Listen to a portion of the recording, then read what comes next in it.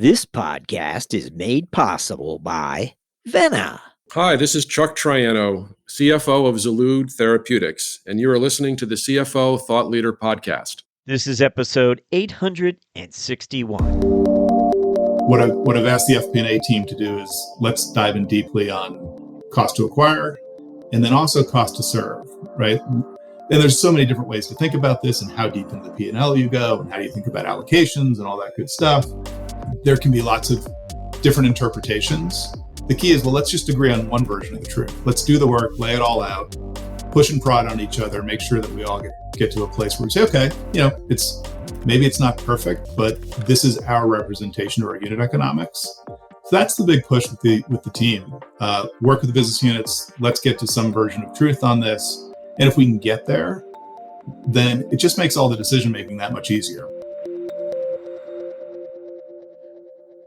Hi, it's Jack. On today's show, we speak with Patrick McClymont, CFO of Hagerty.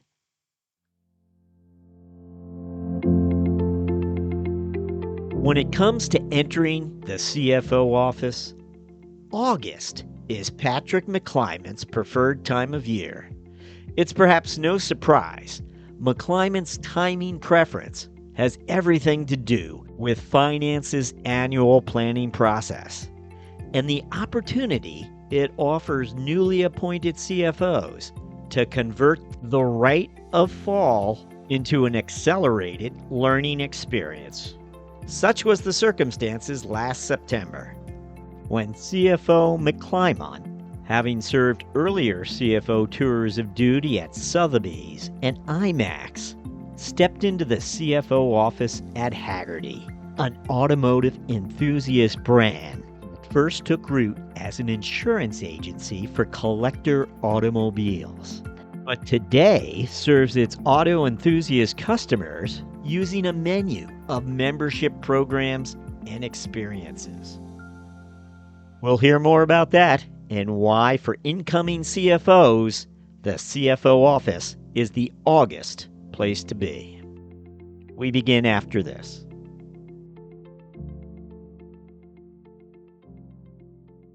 Managing multiple spreadsheets, disconnected data, numbers you just can't trust. Your finance team can't be the strategic partner your organization needs right now, with obstacles like that getting in your way. Vena can change that.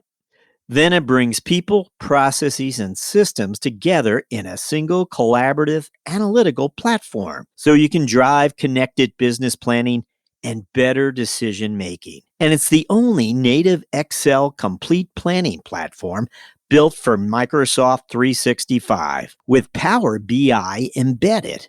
With Vena, your financial and operational data is always connected, and your teams are always armed with insights and time to focus on what matters most.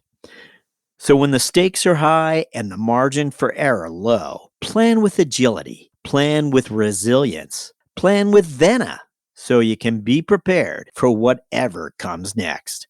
Visit venasolutions.com/planningaces to learn more about how Vena will help you plan for anything.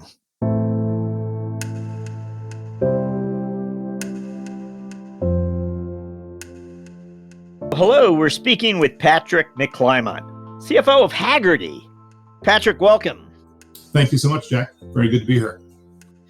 So, Patrick, how we kick things off always is to ask the guest to look back for us and share with us some of the experiences they feel prepared them for this corporate finance leadership role, the CFO role. And I'll share up front right away with our listeners that Patrick had a 15-year tenure at the start of his career, all at Goldman Sachs. It might have begun earlier. There might have been some other chapter I'm not aware of. But he then went on to be CFO of Sotheby's for a number of years, and he was CFO of IMAX for 5 years before Hagerty. What comes to mind for you when we ask for those moments of learning from a career point of view? I'd actually go back even prior to my Goldman Sachs experience, which clearly was the biggest chunk of my career so far and foundational. But even before that, right out of undergraduate school, I worked in real estate development, and I worked for a team of people that it was very project oriented. We would go find the site, we'd negotiate the acquisition, come up with the program, and so it was project and transaction oriented. And it was a group of people that I learned how to be an effective project manager and finance person. But most importantly, it was a group of people, two in particular that I remember working with, who they kind of nailed. I always think about things in terms of a continuum of thoughtful and thorough at two ends. And the more you can be thoughtful and get to the sort of that unique clarity of thought on an issue quickly versus having to grind everything out and just relying upon being thorough. And that was a key insight for me early on. And what they were really good at doing is boiling it down to the numbers, right? Boiling it down to the data and trying to get the insights quickly from the information. That stuck with me forever. I always have tried to figure out ways, how can I kind of cut to the chase? How can I get that thoughtful insight? It's more efficient with my own time. It's more efficient with other folks' time. And so that was the big thing that stuck with me as a very junior person. Like, how do you make sure that you're ruthlessly efficient about using the data to get to insights so you can get to the right answers? I would say, pivoting to Goldman, for me, that was a foundational experience. Being in a position where internally there were so many role models and mentors where you could kind of pick and choose, whether it was how you're going to focus on an analysis, how you're going to communicate internally, how you're going to position something for a client, those external communications. It was just a really robust place. And I think banking by its nature, right? It's very transactional. There's lots of different experiences, high velocity of experience. And so for me, I was in a position where I could kind of pick and choose, like working with this senior person, what worked for them? Did I like that? Was that going to resonate for me? And well, maybe I'll toss out some of the stuff that these other folks do. That's not how I'm going to do it. And so it was a really fertile field. And I think for me, being in a situation where, look, in banking, your job is to go out and build relationships, cultivate those, and then monetize those through great idea generation and flawless execution. But at its core, it's a communications business, right? How do you build that relationship? How do you frame the idea? How do you build support both internally and within the client to get something done? How do you negotiate the right outcome? And so I just found it incredibly rich and interesting. I got to work, my practice at Goldman Sachs was largely focused on transportation. And so I worked with both industrial and passenger transportation businesses. So think of huge companies like UPS, Burlington Northern Santa Fe Railroad on the industrial side, and all of the domestic airlines. And so working with the CEOs and CFOs of these big, complicated companies that really have their finger on the pulse of what's going on in the economy, it just gave me tremendous insights into the complexity of those roles, how interesting they were. And it allowed me to kind of round out my own understanding of how business works, how the world works. So I found it a really fascinating experience. And similar to what I described internally, when you work with so many compelling CEOs and CFOs as your clients, you get to see what works for them and what doesn't work for them. And you kind of pick and choose how you're going to round out your own sort of skill set and style. And so I just found it an incredibly robust experience. I thought it was interesting how you explained you could pick and choose sort of the leadership qualities from some of the senior people you worked with. And I'm wondering what, in your mind, characterized the types of leaders that you perhaps learned the most from, or you wanted to partner with or be on their team? So one of the things that I talked about before, I really oriented more towards people who had that unique clarity of thought and could cut to the chase, get to the core of the issues quickly. Look, in banking with clients, you can get rewarded for being thorough, right? If you're there enough with the 100-page deck, probably something in there is pretty good, right? That was not something that appealed to me. I tried to spend more time with the folks who had developed their own intuition. And I asked them those questions, like, how did you get to the point where you can look at these situations and get to the answer so much more quickly and cut to the chase? So I really tried to orient myself towards those people. And then also, I think for me, the way that I would over time, the way that I figured out how I could build relationships and win with clients, it was going to have to be really sitting beside them, really diving in deeply on the issues. I was not going to be sort of the the person who was going to come in with some crazy idea and wow them with the audacity of the idea. Mine was much more of we're in this foxhole together. How can I help you figure it out? And so I tried to orient with people like that who were willing to dive in deeply on the issues, kind of grind through to get to the outcome with the client. And it was really rewarding.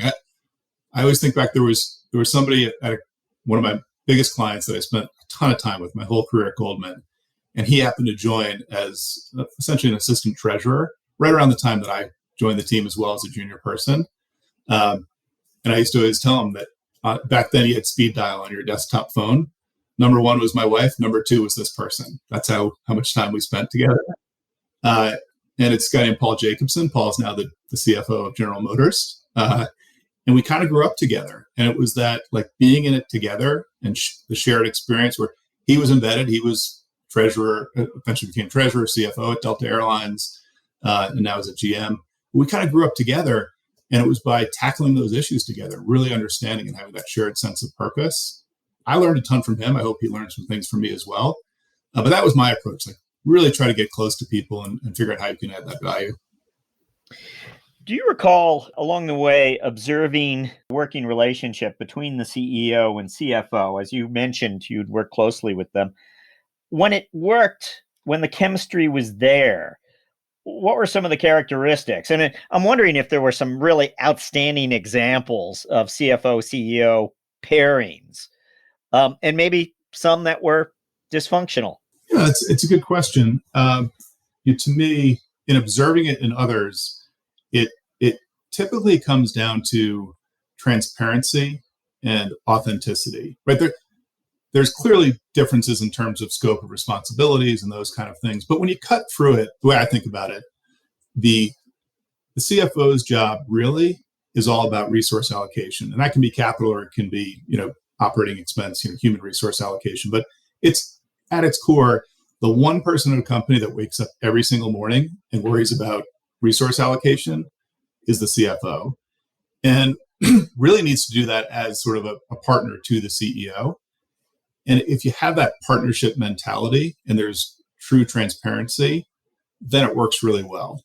In most of the experiences I've been in, both as a CFO and then also as a banker working so closely with these teams, where it breaks down is where you just don't have that sort of the clear communication, the clear understanding what the mission is and how we're going to get there. Most of the time, though, at least in my experience, it works pretty well. I was blessed by working with a lot of large, sophisticated companies where they kind of figured this out. I guess I would say in my own experience as a CFO, where I've struggled the most is oftentimes you kind of know as a CFO in that resource allocation what you think is the right answer, and you're trying to get at it through the right data. But sometimes there can be a sort of a gap between what you're seeing and how you're thinking about it, and how maybe it's your CEO or maybe it's one of the business unit leaders. And usually it's incumbent upon the CFO to do the extra work, right? To dive in and really try to understand it from the business person's point of view, that there's probably something else there that you're not seeing from the pure numbers side of it. And so that's where I've tried to challenge myself. Don't always cut to the chase. Sometimes you really need to dive in deeply and figure out what's going on. So just to mention to the listening audience, you've had several CFO tours of duty. We mentioned, I think you landed at Sotheby's shortly after Goldman Sachs, but you were also at IMAX for nearly 5 years on the way to Hagerty. But when did you get the operations itch? I mean, if we were to go back and you were 10 years deep into Goldman Sachs, were you already thinking, maybe I'd like to be a CFO in my next chapter? Or is it something that was the last few years you decided it's time, I want to do something different? What drew you there? Well, I knew that there was going to be meaningful additional chapters of my career after Goldman Sachs. And what happened with Sotheby's, and something in the C-suite, something working with a company, to me was going to probably be the more attractive path relative to, a lot of folks end up doing something on the investing side. And so it was something that was certainly under consideration. And then with Sotheby's, it was really opportunistic. They were a client of mine, and they were going through a challenge with shareholders. They needed to make some changes in terms of how the balance sheet worked. And so they gave me the opportunity to join. And Bill Ruprecht was the CEO at the time, and forever thankful to him, because he certainly saw the value I could add on some of the clear and pressing problems. And I was able to add that kind of value. And it was great to hit the ground running and really help crack the code on those issues and make progress. Having said that, it was very much for me a learn on the job. I had not been a public company CFO before. And it was interesting. As a banker, you spend so much time with CEOs and CFOs, and you think you understand what they do. And then when you get into the CFO seat, you realize it was a pretty narrow slice of the CFO mandate that you were spending time with that CFO on. Like, there's so many other things that the CFO focuses on. And I give Bill Ruprecht a ton of credit. He kind of saw that I could add value and figured I was smart enough to learn the other stuff along the way. And there was a great team in place. My predecessor there, who was my client, had built a phenomenal team. If the team needed to change, they wouldn't have hired me, because I didn't know how to do that. And so it was great. I relied upon that strong team to teach me, what it meant to be a public company CFO and how I could help them and coach them and add value for them, while, sort of, as I said, learning on the job. And I think to me, the biggest learning I had at Sotheby's, so I grew up at Goldman Sachs, which is an incredibly efficient place to communicate. Everybody thinks about things and communicates similarly. Diversity of, sort of ethnicity and race and background, like incredibly robust intellectual place, but it had kind of figured out how to communicate super efficiently. And also, when you're a banker calling on sophisticated CEOs and CFOs, everybody speaks more or less the same language. At Sotheby's, people spoke a very different language. We had world-leading experts in contemporary art and impressionist art, and they were running big chunks of our business. And they didn't think about the world the way that Goldman Sachs people do, right? Concepts like return on invested capital and, enterprise value add, it wasn't their frame of mind. And pretty quickly I had to realize, okay, nobody here speaks the language I speak, and I have a 0% chance of convincing them to learn how to speak the language I speak. So I got to change. I still need to get done exactly the same things. I still need to add value, but I need to change. I need to figure out how to change my communication style. And it taught me, it was sort of my first exposure to what it means to be a business partner from the CFO seat, right? You have to figure out what resonates and what matters for your internal clients who are running businesses. You've got to figure out what their frame of mind, so that then you can reframe what you're trying to accomplish in a way that resonates to them. And at Sotheby's, it worked really well with most folks. I didn't win everybody over, but most folks kind of said, okay, I got it. You've got a different thing going on here, and we'll work through it together. But that was a great learning experience for me. Ordinarily I ask about metrics in our next part of the podcast, but I'm curious, as you at Sotheby's, as you look to educate and inform parts of the business, as you said, and you had this sort of language barrier to overcome. But I'm wondering if you displayed information differently, if you came up with a metric that might be more palatable to this different or varied population. I'm not sure it was a metric. It was more after I had done my diagnostic and try to get a sense of what resonates.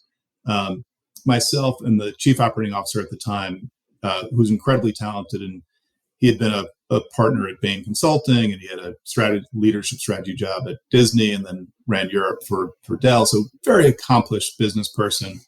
And he obviously spoke the same language that I spoke. And so what we did is he was very good about essentially like brown bag lunch business acumen, where he would help people understand, sort of strategically and tactically where the company was trying to go and how that aligned with their individual business unit. And then I kind of drafted behind that and did, as opposed to strategic and tactical business acumen, I did, okay, what does this mean from a financial perspective? And I tried to frame like externally, how do people think about us? Internally, how do we want to reframe how we're thinking about things?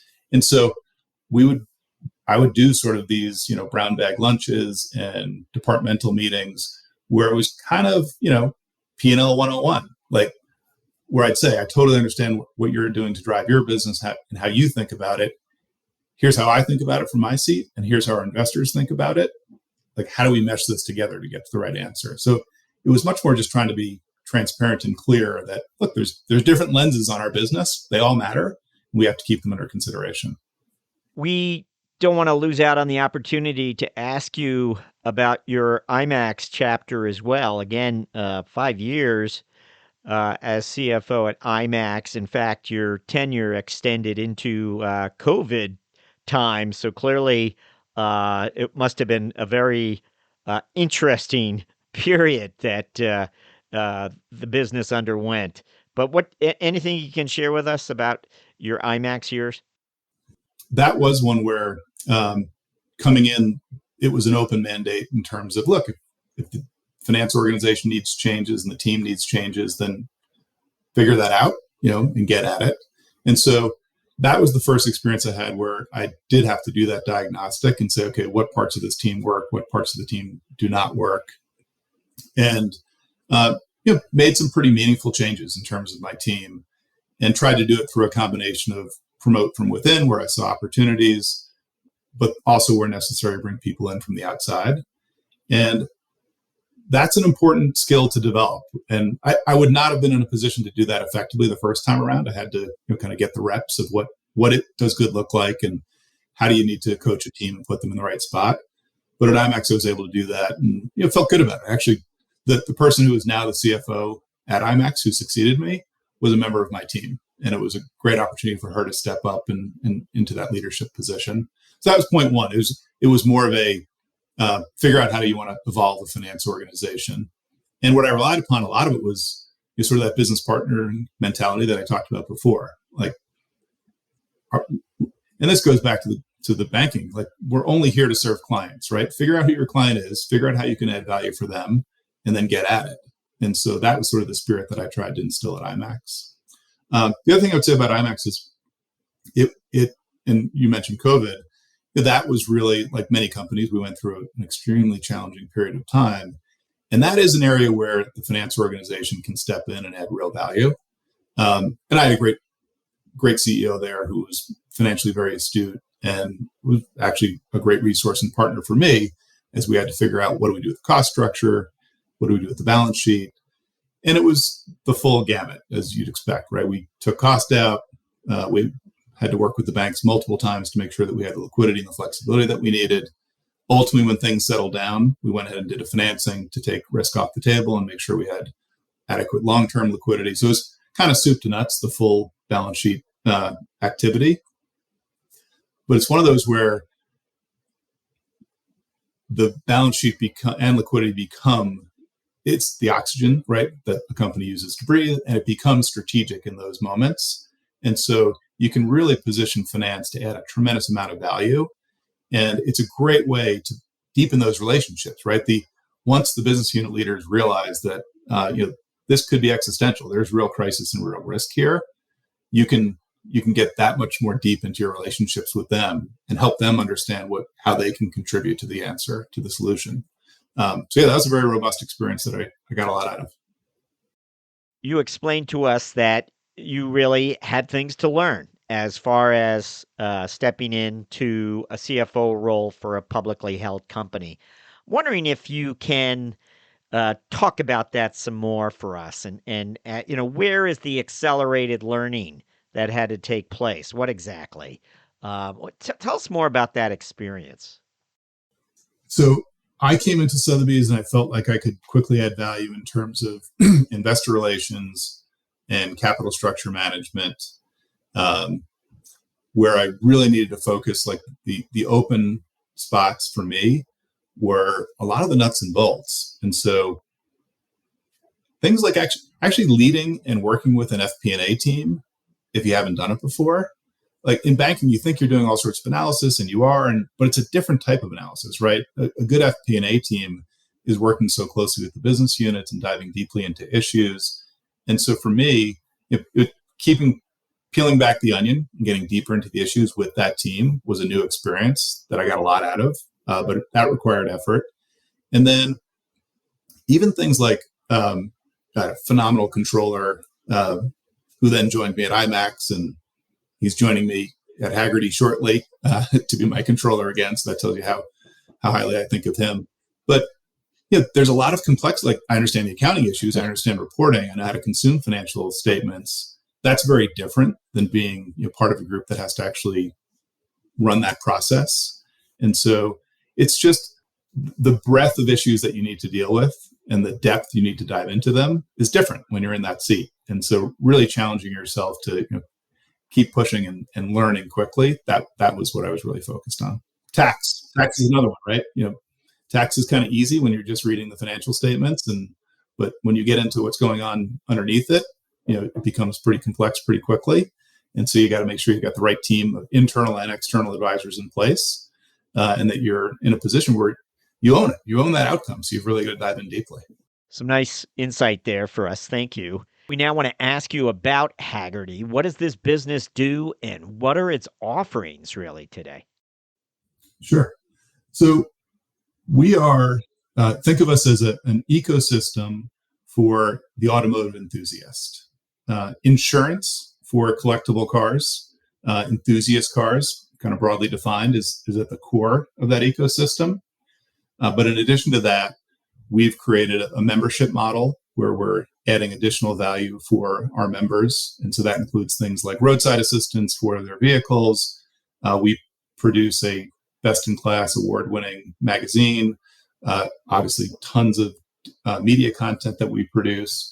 We also own and operate events around the car collecting hobby. And so unlike other insurance businesses, which are adding value through risk transfer, we do that, and that's the core of the business. But we're doing it for folks who are deeply passionate about automobiles and the car culture.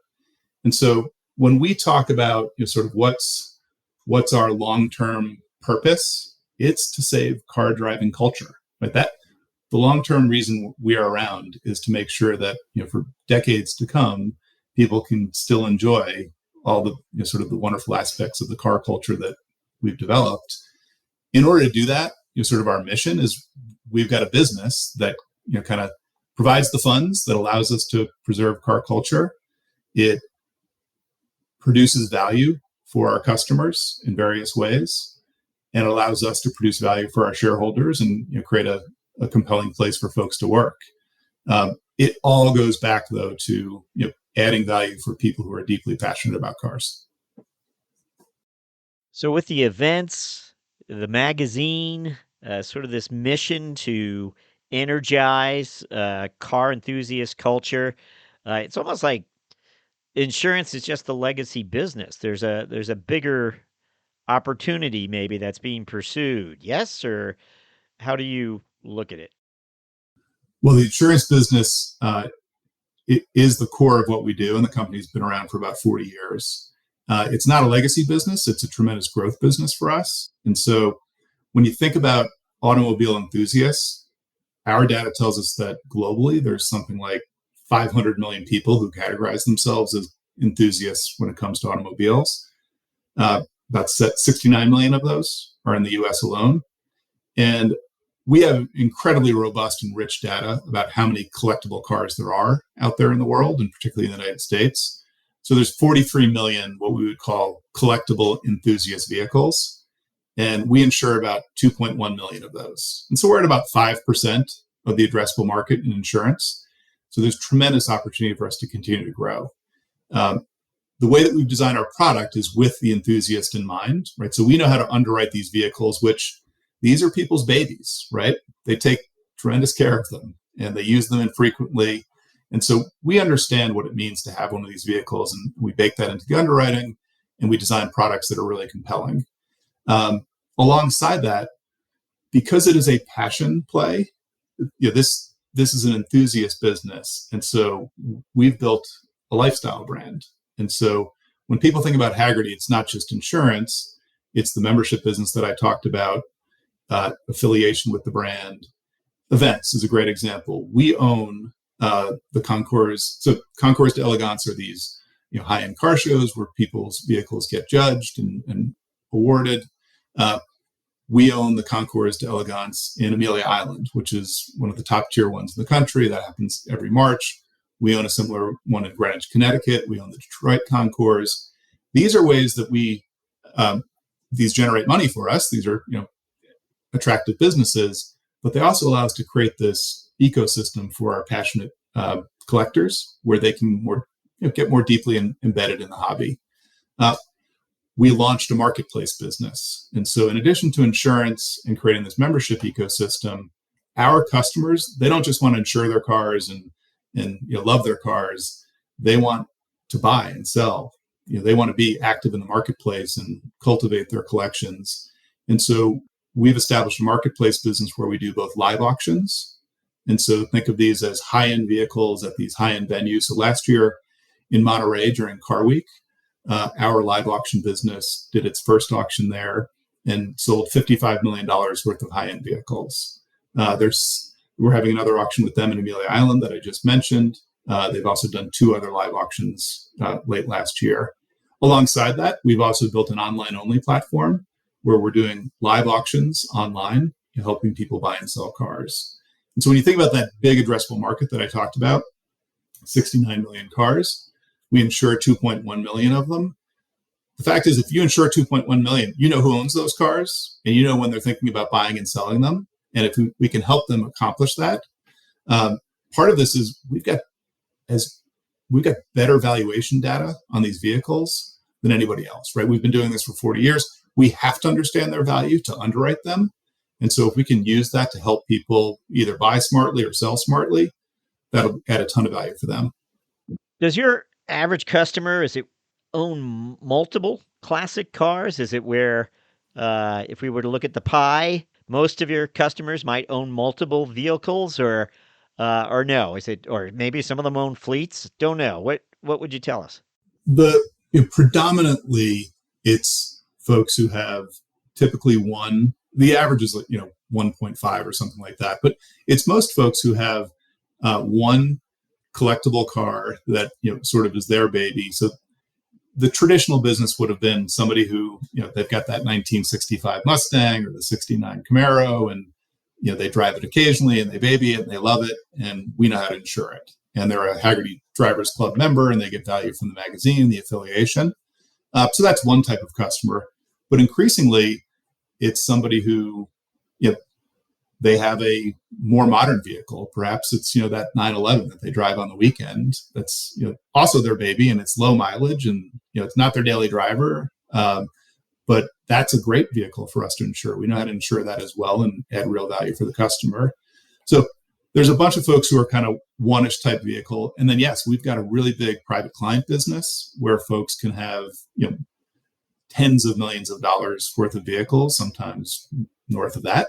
Hundreds of millions of dollars of vehicles that we also know how to insure very effectively. As I've said, we're focused on the enthusiast who loves this hobby. And so we don't define it narrowly. We're working with folks who have another great example.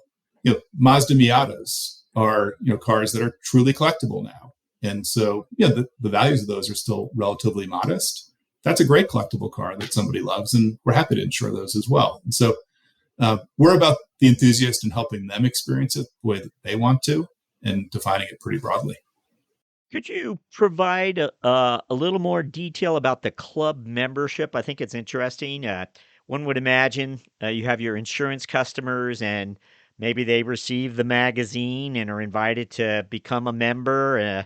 I don't know. How does it work exactly? It's just something of an intriguing model for us. Yeah, so there's a distinct insurance product. So some folks choose just that. And then there's a membership. It's called Hagerty Drivers Club. And so 75% of the folks who are insurance customers are also membership customers. And then there are some folks who are just membership and don't have insurance. Maybe they've sold a vehicle and they haven't bought a new one yet, or they just are an enthusiast that doesn't own a vehicle. And so there's different ways that customers can access us. But by and large, most people who do insurance, 75%, are also members of the club because there's real value in that. What are you paying attention to then? I guess it's insurance renewals. I guess it's growth of new customers. You're looking at churn. What is it that you're really zeroing in on as far as those numbers that you look at regularly? Yeah, I think you're hitting on the key ones. So we've built this ecosystem that's all about adding value for customers. And so retention is crucial. And our retention runs right around 90%, incredibly robust. New business growth we've been growing quickly and will continue to grow. As I described, we're kind of at 5% of the addressable market. So there's plenty of running room. But we do look very closely, every single day on new customer growth. And that includes both pure insurance plus membership on a standalone basis. And it's everything you'd expect, right? It's all about marketing efficiency and conversion efficiency. And we have a direct-to-consumer funnel, but we also sell through channels. And so we're in business with 9 of the top 10 U.S. automobile insurers, where we are providing our product for their customers. We also sell through local insurance agents, regional brokers. So we have both direct-to-consumer and more of a B2B strategy. And so our teams are sweating those funnels on an everyday basis. So that's crucial.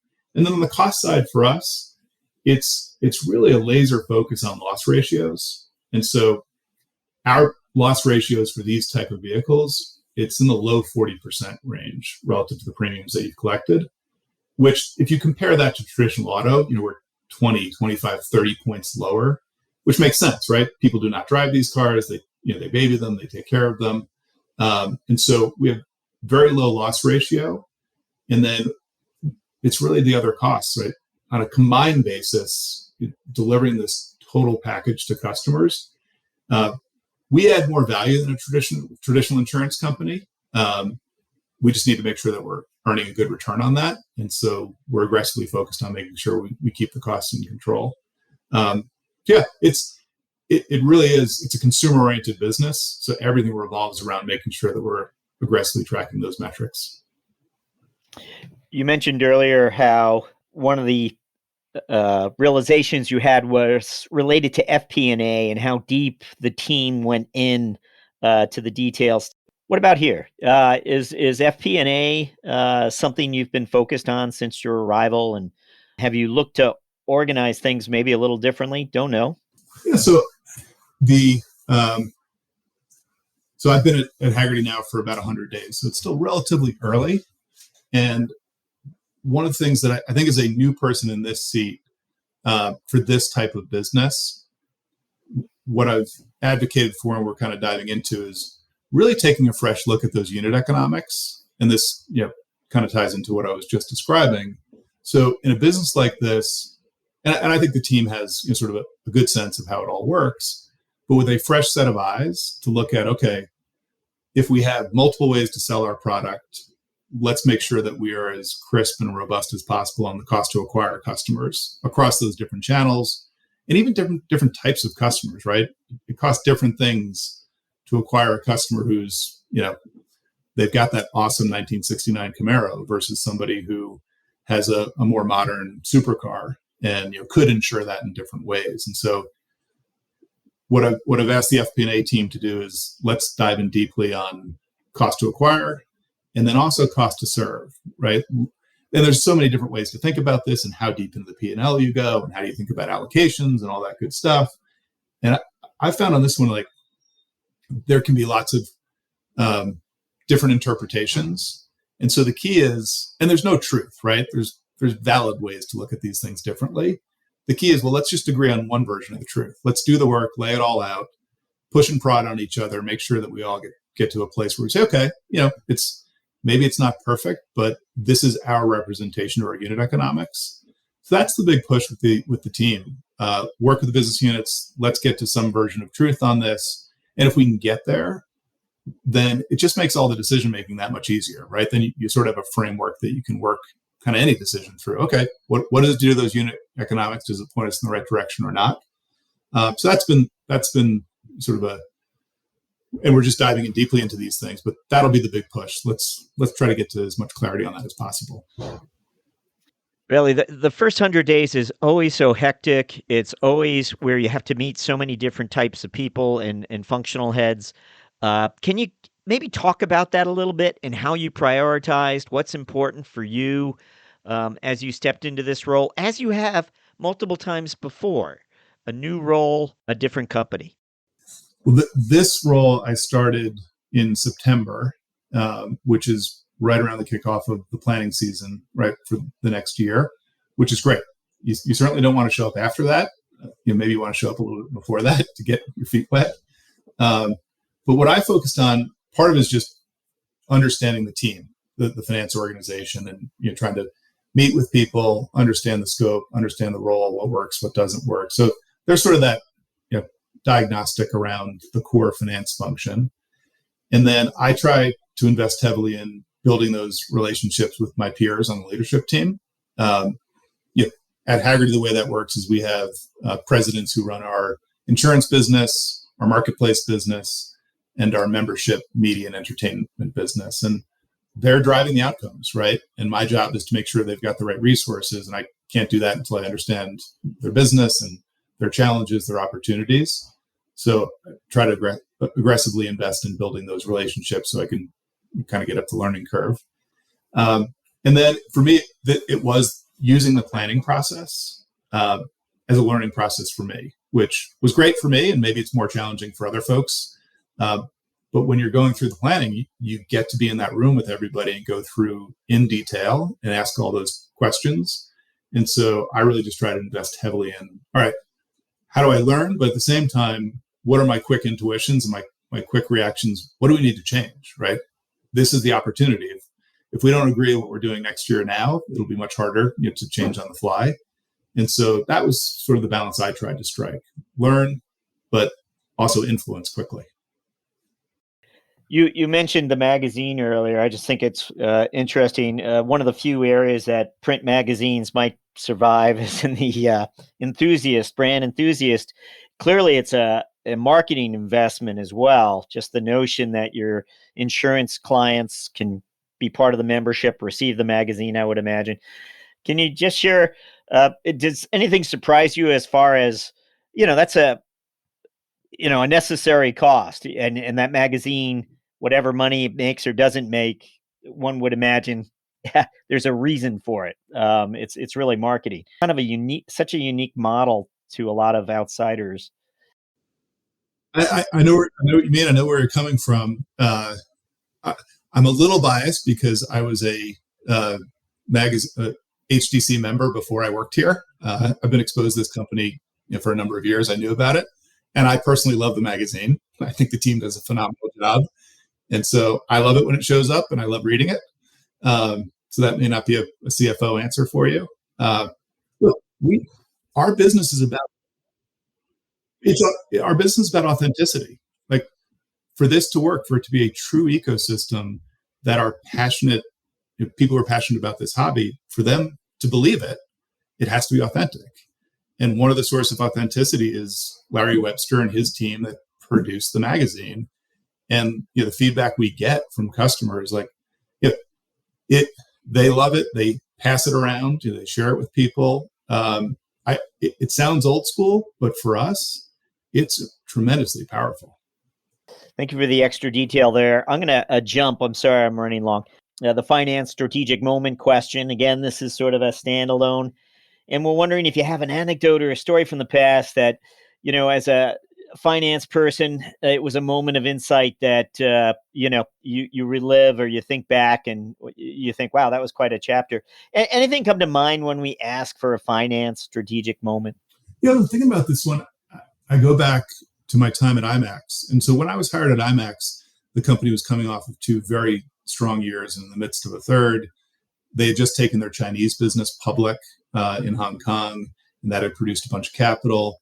And the mandate for the new CFO and why they found me attractive, it was going to be external. It was, you look at ways to drive growth, add legs to the stool, acquisitions, partnerships, those kind of things. In my first handful of months, I did the sort of normal onboarding and diagnostic. I also joined that in August, and so went through a planning process, which was helpful. And then early in my second year, so it's sort of 5 months in or something, myself along with the CEO, Rich Gelfond, we kind of were looking at the numbers and noticed that some of the trends were moving against us. And I went back, did a bunch of work on it, and came back and sat down with him and said, look, I know the mandate was X, but I'm concerned. How do we think about sort of an early warning system? Like, what do we use to make a decision? Are we still headed in the direction we wanted to be, or are we pivoting here? And Rich had been there forever and tremendous intuition on the business. And so he kind of agreed where I was coming from and said, okay, look, let's look at the next 3 titles that are coming out, and we'll monitor our performance on those. And if we find that we're in a position where we're not on track, then let's have a real conversation. And he said, but go get ready for that real conversation now. Like, if we end up in a spot where we need to pivot, let's start working on it. And for me, it was sort of the moment was, okay, I was hired to do one thing, feels different. And always remember, the numbers don't lie, right? And that was the framework that Rich and I came up with is, okay, look, let's just create a little scorecard, a short-term scorecard, and we'll hold ourselves accountable to it. And if the numbers tell us to do something, we're going to do it. And the moment was sort of, especially coming from banking, right? At banking, all numbers go up and to the right, right? And look, we all have sort of these strategies and narratives, and we're all biased to believe that, wonderful things will happen. And, in the finance situation, always remember the numbers don't lie. And ask your peers on a leadership team, okay, if that's true, whatever it is, if it's true, is it in our numbers now? When will it be in our numbers? And it's not about, there's a very constructive way to have those conversations, right? It's just about the initiative and sort of remembering that, ask those challenging questions, help people recognize that the sands can shift underneath us pretty quickly. And then from the CFO slot, you can't just ask the question. You've got to be willing to roll up your sleeves, dive in with your business partners, and help them figure it out. What is the pivot we need to make, and how do we get at it? So that was the one for me, that recognition that, this can move pretty quickly, and you've got to make sure that you've got the resolve to ask the tough question, and then the follow through to build sort of buy-in to what the solution is. Hi, it's Jack. I hope you're enjoying our discussion with CFO Patrick McClymont. I have to say, I thought there were quite a few takeaways from that last part of our discussion, the finance strategic moment part, where he talks about how the numbers don't lie. He talks about an early warning system that he asks his CEO to help him put in place. And he talks about how the CEO talks about having a real conversation if their short-term scorecard reveals something that is going to have an impact on the business. He never tells us, interestingly enough, he never tells us whether that conversation had to take place, really. He just, more or less, his insight was how important it was to get this early warning system in place. Just, again, lots of takeaways there. I'm sure there's many more. We'll now return to our interview with CFO Patrick McClymont. We are going to jump to our mentoring round where I'll ask you several quick questions intended to inform and inspire future finance leaders. We want to take you back again to that first 30 days at Sotheby's. As you think back to stepping into that role for the first time, and again, you shared with us some of your thoughts there that, whoa, this is a publicly held firm. There's other areas I hadn't been exposed to before. You did that nicely for us. I guess what we want to know here, though, if you could go back and just give yourself a little advice, what would be the piece of advice you could, whisper in your own ear if you could go back in time? Yeah. So it's similar to what I talked about at Sotheby's, but I'm going to broaden it beyond finance, right? I was really focused on how do I fill in those gaps? And this is advice that, sort of somebody gave to me and it resonates. In the CFO seat, at some point or at some level, like everything hits you, right? Every issue the company is dealing with at some level is going to flow through.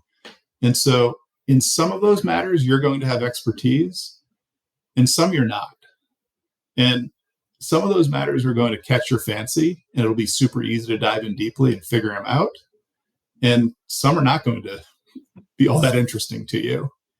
And the advice I would give is, in that seat, treat all the issues with sort of the rigor that they deserve.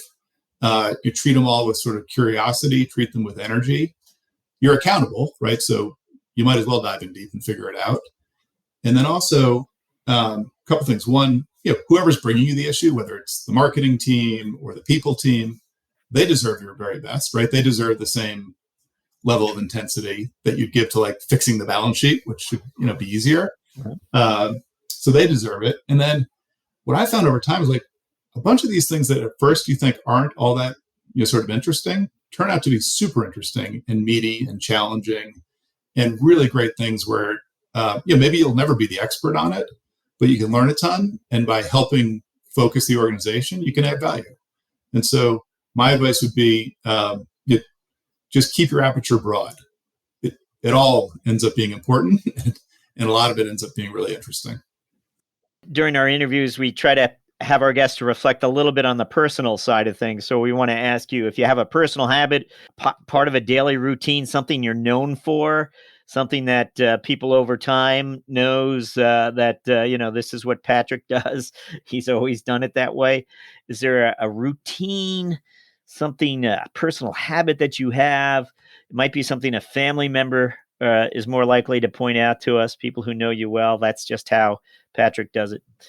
Anything come to mind? Well, I think if we think about people's sort of personalities and their communication style as, sort of a sine wave, there's some people who are, high frequency. When it comes to business, I try to be pretty low frequency. Hopefully I'm high amplitude. I don't know. Other people have to tell me. They're driving much through it, but like, the peak shouldn't be too high. The low shouldn't be too low, right? Inevitably, every single peak is going to be followed by a valley, right? We know it's coming. And so I try to keep sort of as tight as possible because it's not about me. It's not about my reaction. And I'm not perfect at this. There's plenty of things that, send me flying sometimes, but, it's about what we got to get done.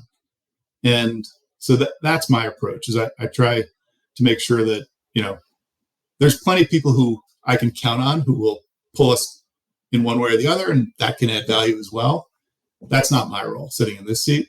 I want to be the one that says, yeah, there's ups, there's downs, but we're going to figure this out together. Okay. A voice of moderation versus no one would call Patrick high strung. No. No. Hopefully not. Somehow I thought you were going to tell us about your cars and that you were an enthusiast. Maybe that was just too obvious. So when I was at Sotheby's, we made an investment in a car auction business, and I led that investment. And that was my first exposure to this industry. And ultimately, relationships from that led to me being here. And so I spent a bunch of time diligencing the industry. That's the first time I got exposed to Hagerty and their role in the industry. Went to all the car shows, went to all the auctions. So I'm an enthusiast from that. I've always liked cars, like everybody, anybody does. But my experience with this is sort of in the last 8-9 years that I've been more exposed to it, and that's how I got exposure to Hagerty. I think there are probably some finance leaders out there a little jealous when they get to go to conferences and things like that. I don't think they quite look forward to it as much as perhaps you might. I don't know, but it is fun. But to me, the tangible benefit of that is our customers are passionate about what we're talking to them about. The people at Hagerty, and this includes, from McKeel throughout the whole organization, people work at this company because they're passionate about cars and the hobby. They're passionate about people who love cars. So people are here for that reason. And so it's certainly fun and interesting, but it just feels good. Like when something is oriented around something people find as a source of pleasure in their life, it just makes everything that much easier. We have just 2 questions left. I like to always ask if you have a book recommendation for us. It doesn't have to be a business book. Might be something you escape with. Don't know. When I was at IMAX, and one of our investors, actually, we were meeting with them, and at the end of the meeting, they handed me 2 copies of the book, one for me and one to give to the CEO. And it's, I'm sure, a book that many folks have read, but it's The Outsiders by William Thorndike, not the one by S.E. Hinton that we all had to read in middle school. But it's this book about these famous CEOs who they and their teams, they thought about their industries differently. They thought about their companies. They thought about the metrics that they're working towards differently. And it really nails, it's all about capital and resource allocation and what's the right formula to put in place for that. And it does it through these really compelling business stories. And so that's one that I was really pleased that investor gave it to me. And I then bought a bunch of copies, shared it with the team. Like, to me, it's a great one to always remind you, like, what is the long-term purpose? And there's no one formula. Like, there's different ways that these companies have done a really good job of driving value over time. Excellent. Thank you for that. We're up to the last question, which is to ask you to look forward for us 12 months. And we're interested in what your priorities are as CFO of Hagerty, your 12-month CFO priorities. Yes, it's really aligned with where the company is going. And so we've come through a period of heavy investment in growth. And so what we've communicated is 2023 is a transitional year, important transition where we're going to focus not just on top line growth and customer growth, but we're actually going to drive profitability and really focus on profitable growth on a go-forward basis. And there's full alignment around that. So that's one. And then 2, the marketplace business that I talked about is a new business for us that we just established in 2022. And it's a huge opportunity. When we look at the value of collectible cars in the world is north of $1 trillion. And I've talked about the size domestically. So far, we're really small in terms of helping customers through that transaction. So we're great at the insurance side of it. We're building this platform that will help them from a transaction standpoint. And we've got the brand, we've got the expertise. We really just need to put the muscle behind aggressively growing that business. And so that's a big push for us as well. Patrick McClymont, thank you for joining us on CFO Thought Leader. Thanks so much. I appreciate it.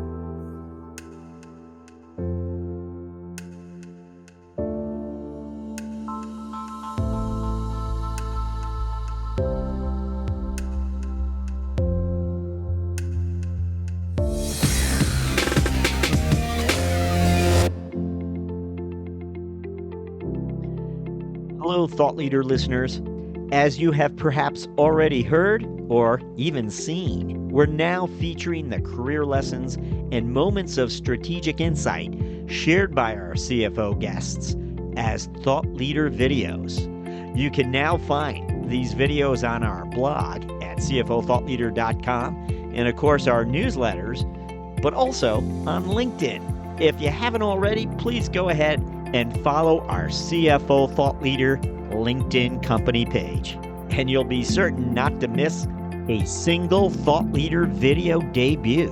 CFO Thought Leader, the #1 thought leadership platform exclusively for and by CFOs.